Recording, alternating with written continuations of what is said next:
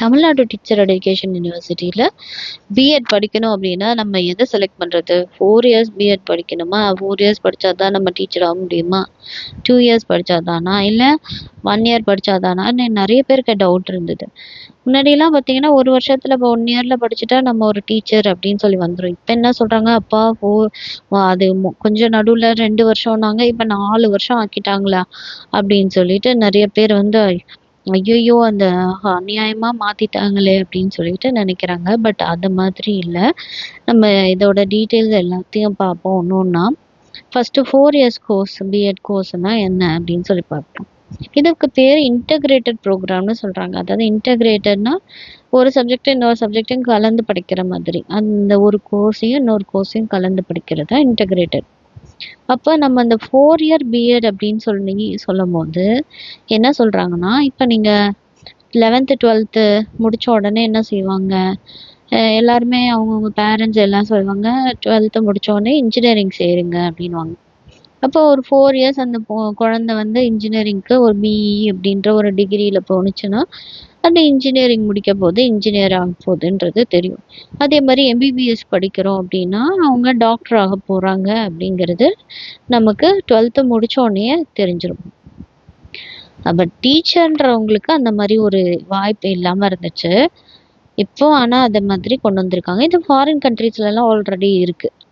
அப்போ இது எப்படி கொண்டு வந்திருக்காங்க அப்படின்னு பார்த்தீங்கன்னா, நம்ம யூஜி முடிச்சுட்டு அதுக்கப்புறம் பிஎட் படிப்போம் இல்லையா? அந்த மாதிரி இல்லாமல் நீங்க யூஜி படிக்கும் போதே சேர்த்து எதையும் படிச்சுக்கோங்க. எடுகேஷனையும் சப்ஜெக்டையும் படிச்சுக்கோங்க.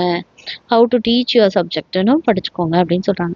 இப்போ நீங்கள் ஒரு ஸ்பெஷலைசேஷன் எடுக்கிறீங்க, பிகாம் எடுக்கிறீங்க, பிஎஸ்சி சயின்ஸு மேக்ஸு இந்த மாதிரி எடுக்கிறீங்க, இல்லை BA Tamil English any literature எடுக்கிறீங்க அப்படின்னா அதோட சேர்த்து அதை எப்படி நீங்கள் உங்கள் ஸ்டூடெண்ட்டுக்கு சொல்லித்தரலாம் அப்படிங்கிறதையும் சேர்த்து நீங்கள் படிச்சுக்கோங்க.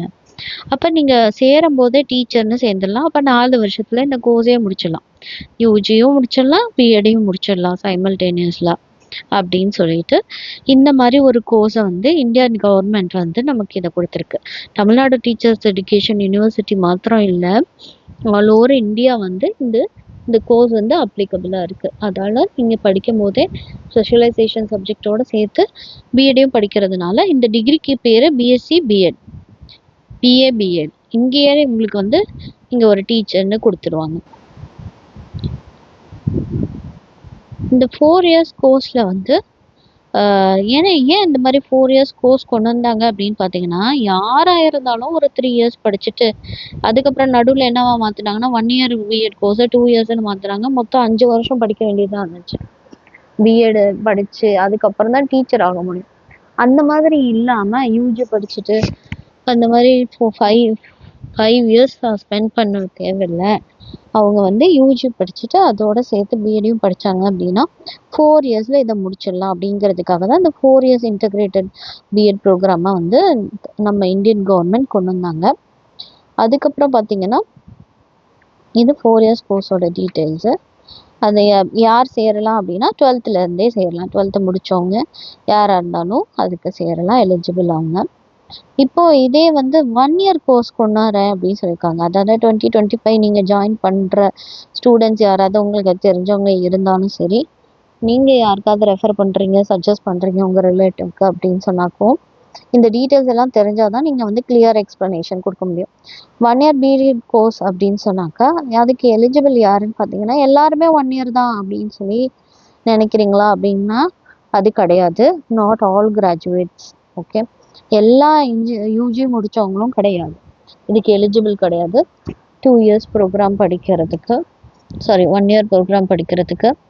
ஓகே, ஸோ அப்போ யார் தான் எலிஜிபிள் 1 இயர் ப்ரோக்ராம் படிக்கிறதுக்கு அப்படின்னு பார்த்தீங்கன்னா, இந்த 1 இயர் ப்ரோக்ராம் படிக்கிறதுக்கு யார் எலிஜிபிள் அப்படின்னா, இப்போ இன்ஜினியரிங் ஸ்டூடெண்ட்ஸ் எல்லாத்துக்குமே வந்து கவர்மெண்ட் வந்து ப்ரொவிஷன் கொடுத்துருக்காதா, அதாவது நீங்களும் வந்து டீச்சர் ஆகலாம் அப்படின்னு சொல்லிட்டு. ஏன்னா நிறைய இன்ஜினியர்ஸ் என்ன பண்ணுறாங்க, ஜாப் இல்லாமல் இருக்காங்க, பட் படிச்சிருக்காங்க நல்லா.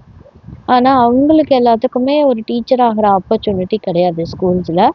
பட் அவங்க வந்து மேலே படித்து இன்ஜினியரிங் காலேஜஸ்க்கு போகலாம், டிப்ளமோ காலேஜஸ்க்கு ப்ரொஃபஸராக போகலாம். பட் இங்கே வந்து என்ன சொல்கிறாங்க அப்படின்னா, நீங்கள் டீச்சர் ஆகணும் அப்படின்னு நினச்சிங்க அப்படின்னு சொன்னால் நீங்கள் 4 இயர்ஸ் வந்து இன்ஜினியரிங் முடிச்சிருக்கீங்க, அதோட சேர்த்து நீங்கள் 2 இயர்ஸ் பிஎட் படிக்கணும் அப்படின்னா அது இன்னும் 6 இயர்ஸாக மாறுது.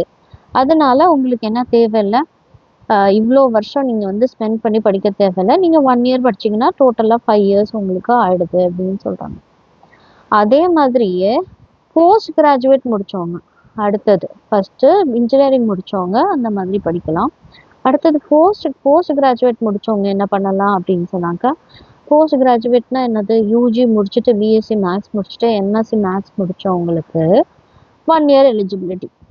ஓகே, 1 இயரில் நீங்கள் பிஎட் முடிச்சுட்டு நீங்கள் குவாலிஃபைடு, நீங்கள் வந்து ஒரு டீச்சர் அப்படின்னு சொல்லி இப்போ இவங்க 2 பேர் மட்டும்தான் என்ன பண்ண முடியும், 1 இயர் பிஎட் ஜாயின் பண்ண முடியும். மித்தவங்க யாருமே 1 இயர் பிஎட் ஜாயின் பண்ண முடியாது.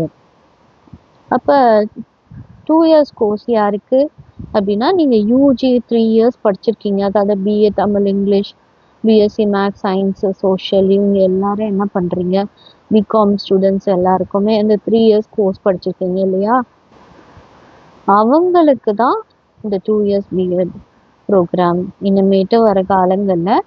அப்போ நம்ம எதை தான் நம்ம சூஸ் பண்ணுறது அப்படின்னு நினச்சிங்க அப்படின்னா, இனிமேட்டு வர காலங்களில் யாரெல்லாம் 12th முடிக்கிறீங்களோ அவங்கெல்லாம் டைரெக்டாக என்ன பண்ணிவிடுங்க, பிஎஸ்சி பிஎடே சேர்ந்துடுங்க. நீங்கள் யூஜி முடிச்சுட்டு அதுக்கப்புறம் 3 இயர்ஸ்க்கு அப்புறம் டீச்சர் ஆகலாமா என்ன ஆகலாம்னு யோசிச்சு அதுக்கப்புறம் டீச்சர் ஆகிறதுக்கு 12th முடித்தோடனே த பெஸ்ட்டு கோர்ஸ் வந்து நீங்கள் 4 இயர்ஸில் டீச்சர் ஆகுறீங்க, அவ்வளோதான். ஸோ நீங்கள் எதை சூஸ் பண்ணோம் அப்படின்னா BA BEd, BSc BEd, BCom BEd, இந்த கோர்ஸ் நீங்கள் சூஸ் பண்ணிங்கன்னா தான் உங்களுக்கு ப்ராஃபிட். இல்லை அப்படின்னா மணி சேமாக தான் இருக்கும். பிஎட் படிக்கிறவங்களுக்கு மணி சேமாக தான் இருக்கும். 2 இயர்ஸ் ஆனாலும் சேம் அந்த 1 lakh ரேஞ்சில் தான் வரும். அதே மாதிரி நீங்கள் 1 இயரில் படித்தாலும் அந்த 1 lakh பே பண்ணி தான் ஆகணும்.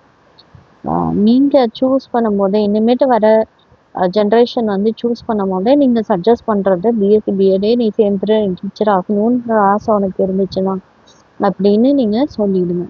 சொல்லி கொடுத்தீங்கன்னா அவங்களுக்கு அது ஈஸியாக இருக்கும். இல்லாட்டி பாருங்கள், பாவம் யூஜி முடிச்சுட்டு அதுக்கப்புறம் 2 இயர்ஸ் அவங்க படித்த 5 இயர்ஸ் வேஸ்ட் ஆகும், 1 இயர் வேஸ்ட் ஆகுது. ஸோ எந்த கோர்ஸ் பெஸ்ட்டுன்றதை நீங்கள் அவங்களுக்கு இதுலேருந்து சஜஸ்ட் பண்ணலாம். இன்ஜினியரிங் முடிச்சுட்டு நிறைய பேர் வீட்டில் இருக்காங்க அப்படின்னா அவங்களுக்கு நீங்கள் சொல்லலாம், டீச்சராக போக விருப்பப்படுறியா, ப்ரைவேட் காலேஜஸ்க்கு இல்லை கவர்மெண்ட் காலேஜஸ்க்கு, ஏஜ் நிறையானவங்க இருக்கலாம், அவங்களுக்கெல்லாம் நீங்கள் இதை மாதிரி கோர்ஸ் எல்லாம் இருக்குது நீங்கள் ஜாயின் பண்ணுங்கன்னு சொல்லி சஜஸ்ட் பண்ணலாம். அப்போ 1 இயர் ப்ரோக்ராமாக அவங்க ஜாயின் பண்ணலாம். பிஜி முடித்தவங்க சும்மா வீட்டில் இருக்கிறேன், டீச்சராக போகணும், எனக்கு வேலை அவசியம் அப்படின்னு நினைக்கிறவங்களுக்குலாம் நீங்கள் இந்த கோர்ஸ் 1 இயர் கோர்ஸ் சஜஸ்ட் பண்ணலாம்.